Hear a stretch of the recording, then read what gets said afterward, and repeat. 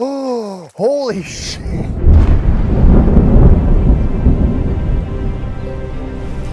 West Papua is home to over 300 different tribes, including one of the most isolated tribes in the world. How often are they being visited? This is not like touristic spot. They live in the jungle and then moving nomad life.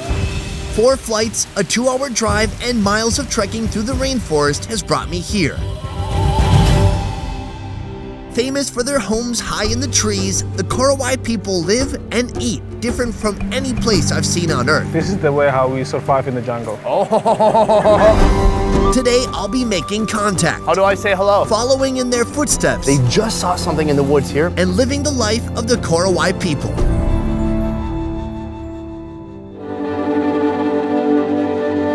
I've been doing this now for over 3 years. Dozens of countries, hundreds of videos, and this is undoubtedly the most difficult and arduous journey I've undertaken. Watch your steps. The long, shaky flights, sharing hotel rooms with a gang of roaches, and this seemingly unending trudge into the rainforest. It's all in the pursuit of documenting the world's most unique food. And something tells me I'm not going to be disappointed. Trying to look cool. Did it work? This region has experienced days of relentless rainfall, more than usual.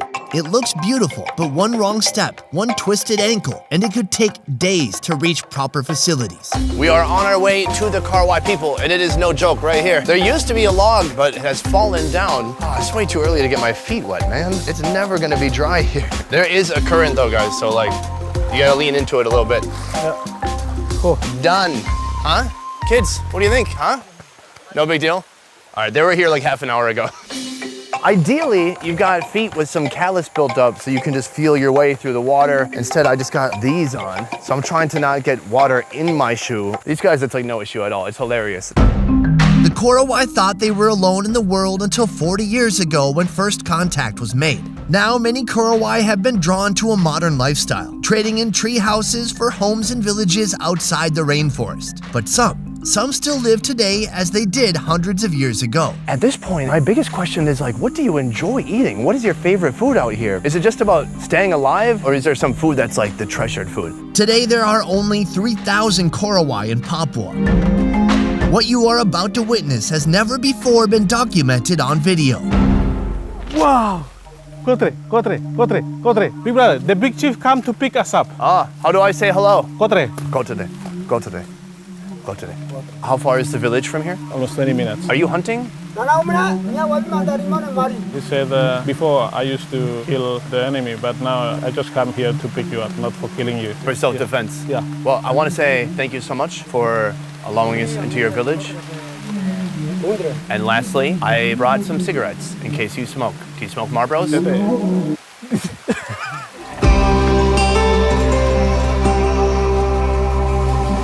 This is a traditional Korowai treehouse. One side is dedicated to the women and the other side to the men. Amazingly, at any given time there are 2 fires burning inside the house. Cooking is done exclusively in the home. We're under the treehouse right now. It's still raining, super muddy, but we're still gonna go hunt. How often are you successful? Sometimes they get it and sometimes they lose. So when you don't get anything, what do you eat? They mostly eating sagu. It's a staple food for Korowai people. Besides being their staple food, sago wood is also used to construct the floor, walls, and roofs of each home. Wow, where does it get the metal? From the missionary gave them for tools at home and then they use it for hunting. Is this usually the way you're hunting, with a bow and arrow? Yeah. The Korowai chief will let us join their hunt, but only if we can keep up. The dinner menu is dependent upon what crosses their path during the hunt. Jungle rats, giant insects, or even tree kangaroos are all possibilities. A bow and arrow for the kill, and a dog to sound off when prey is near.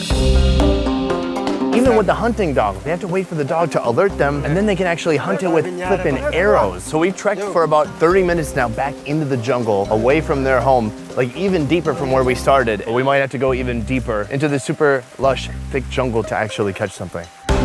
Your average city dweller would starve to death after a few days here, but for the Korowai, food is everywhere. This is the top of the palm tree. When I had coconut worms in Vietnam, I found you could eat the same thing like the coconut worms do. Eat the very inside of the tree. It's very fibrous and watery. And it looks like that's what's gonna happen here. Kind of peeling the palm into, that was his portion. This is the really thick, fibrous portion right here. And then here, I don't know, it kind of flowers up into this. Looks like a mop. I'm just gonna try it out. Oh, it's like a mushroom. I mean, the texture. Not a strong flavor, just kind of watery and like a nice mushroomy kind of texture. Wow, that's cool. After a couple miles of rough terrain, it looks like mammals will not be gracing our dinner plates tonight. But that doesn't mean we won't be eating well. Right here, guys, is a sago tree. So they've harvested part of it in the past, and now they're looking for sago grubs. Oh, holy shit. Oh my God! He looks pumped. Oh God, I don't like bugs. What? This is the worm? What? I thought it would be way bigger. In Vietnam, they're eating the coconut worms. It becomes a coconut weevil. They don't eat the adult form in Vietnam, but here they're like, fuck, I mean, why not? They don't eat it alive. Maybe because it's a pain in the ass. I think he's just gonna squeeze the head. Can you? Oh. He just kind of rolled the head until it's just, well, it's asleep now. Oh. Oh my God. Look how many worms there are. They've already harvested like half this tree. After it's been sitting in the rain and kind of rotting, they come back and they look for beetles and worms and whatever else could be in there. But it has that sour, yeasty, fermented sago smell to it. And the worms, they love that. This is a special fern tree growing in the wild rainforest in the Korowai. When they're hunting, they take this also. But will they eat this? Yes. Oh, they will. We will eat This can be eaten. Yeah. With all their raw ingredients in hand, we head back to the treehouse to start preparing dinner. Believe it or not, we're actually up in a treehouse right now, and right here they're making this splendid meal. This is today's main dish, using ingredients caught from and found in the surrounding rainforest. It starts with a layer of dry sago tree starch, then a sprinkling of pica, a type of edible clay material. It tastes like clay. Oh yeah, sure. Dry sand. Same. The practice of eating earth or soil-like substances is nearly universal around the world in tribal and traditional rural societies. Clay minerals have beneficial microbial effects, protecting the stomach against toxins, parasites, and pathogens. And then they're putting on the fern. Then they put on all the sago worms from the tree. And then all this kind of fern right here. Yes. And then more on top. So this is kind of like a giant cake or something. Giant pizza or something. Okay. You're gonna put all these super hot rocks on here. Now they're gonna bundle all these leaves. It's like its own self-contained oven. And all of this is just stuff they caught and collected from right around here. Yeah. So cool. Oh, they're gonna put it on the fire. Oh, wow. 45, 35 minutes on the fire, and then we're gonna bust that open and eat it. What is that? This is the dry one. You will try. What? The dry what? Oh no, it's a sago worm. The sago worms that didn't make it into the main dish are put directly onto the fire and treated as an appetizer of sorts. Smoky. It kind of tastes like grilled chicken. I think because it's like singed. It's a little like charcoal flavor. It sounds like they're murdering a pig now. They're not. Turn it off. Throw it off. Oh, Coming up next, you thought that was it, but what about the beetles from today? They're right here. The beetles we caught earlier from the same sago tree were dispatched for easier transport. Sorry, you're dead. We're gonna eat you for dinner. All of them are dumped onto the hot cinders to cook through. Cheers. Oh, it just tastes like soot from the fire. I mean, it's on there. It's like a little bitter. Can I get you one? Yeah. Not bad. That's pretty good. Don't fall in the fire. Okay, I was helping you. He's like, I got it. I'm already 2, I'm fine. Boom! Oh! So this is finished cooking. We're all gonna join together, and I don't know which way we're bringing it. I'll get right there. They kind of cook everything this way, whether they've got some pork or some tree kangaroo. Wow, look at that. That vibrant red-orange color is from the sago. It looks kind of like a pizza, except for this pizza has worms in it. Oh, it's super hot, but he's ripping it apart with his hands. She says, no, use this, be smart. And he says, yes, I agree, that is a good idea. Oh, and then this is how they prepare it. This is like one serving right here. Thank you. After a portion of sago pizza is handed to each housemate, they retreat into their own personal space to eat. Inside, oh, big sago reveal. That fern that we saw in the jungle earlier has kind of cooked down. It's kind of a mush. And then that is mixed with all the sago. And then there's just little chunks of worm throughout. I don't know. Everyone just kind of rips it up and eats pieces. I'm gonna try it. This is sick, yo. This is so good. This is so weird. It's become this really gummy, chewy texture. And then the greens, the ferns have broke down. They're soft now. Earthy and grassy. It tastes like the jungle. It's about what you would expect. I mean, look at that. There's a giant sago worm right there in my next bite. Man, you really gotta chew the heck out of it though. That is out there, man. I must say, this is one of the most special moments of my life. Being so far away, a place we had to trek hours to through the rain, to finally being in this treehouse, their home, where they have a fire inside, they're cooking food that we caught today. It's so refreshing. It's so cool to see something this new, this different. It's beautiful. I love it. And it really, I don't know, it tastes like the jungle. Got a little bit of everything in there. Little sago, little worm, little greens, and that's Papua in a pizza.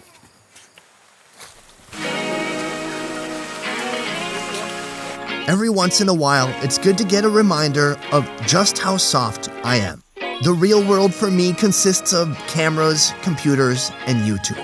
The real world here consists of the real world. Using ancient knowledge, passed down from generation to generation, not through books or blogs, but through daily practice. Through my eyes, these rainforests are daunting and overwhelming. Where I see an endless list of potential hazards, the Korowai see food. They see medicine. They see tools. They see home. And a decade from now, when the apocalypse has wiped out most of the earth, when humanity is reduced to strangers battling over the last can of beans at a Walmart, the Korowai will be doing just fine. From researching and shooting to editing and mastering, our 10-person best ever food review show team works hard to roll out the highest quality travel food entertainment twice a week. If you like what we do here, please consider supporting our Patreon. Patreon allows fans of the show to contribute a monthly sum and receive a load of extras like early video releases, private Q&As, and beyond. To learn more about our Patreon, check out the link in the description box down below. And if you can't give or don't even feel like it, that's okay too. We're just happy you're here. Guys, thank you so much for watching. That has been Papua. I will see you next time. Peace. Hey, we got proof. Yeah. Before you go, let me tell you about our new merchandise. It's a shirt that says balls, but it's so much more than that. It's an ode to the wonderful ball-shaped food found all across our ball-shaped globe. Balls, balls, balls, balls. Balls. Get your ball shirt or sweatshirt today by clicking the link below.